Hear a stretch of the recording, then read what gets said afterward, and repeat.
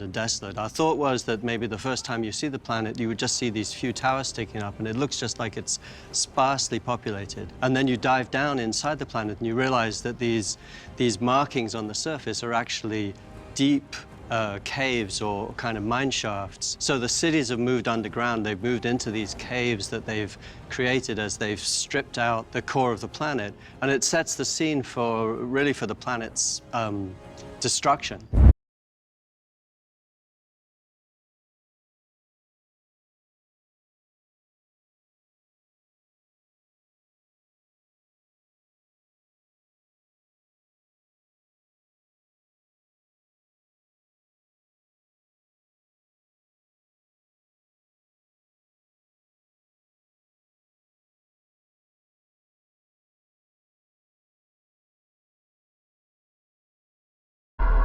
I really enjoyed the tank work, actually. I mean, I worked quite a bit with understanding sort of deep breathing methods and trying to sort of expand my lung capacity and stuff. Because some of those shots were pretty hairy, you know? You have to sort of submerge yourself 15 feet and then kick off from a certain point and then travel 60, 70 feet underwater, sometimes going through specific motions, and then return up to the top. So it's a big breath required, you know?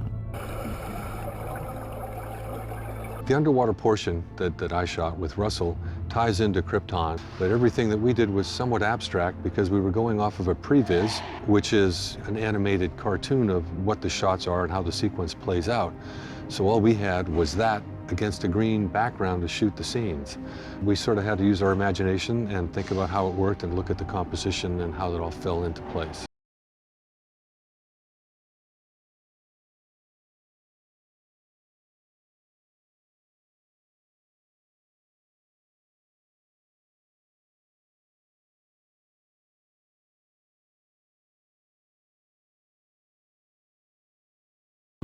You could come up, you could take your time, you could see the Codex, you know, and he'll bring it in for you to take it.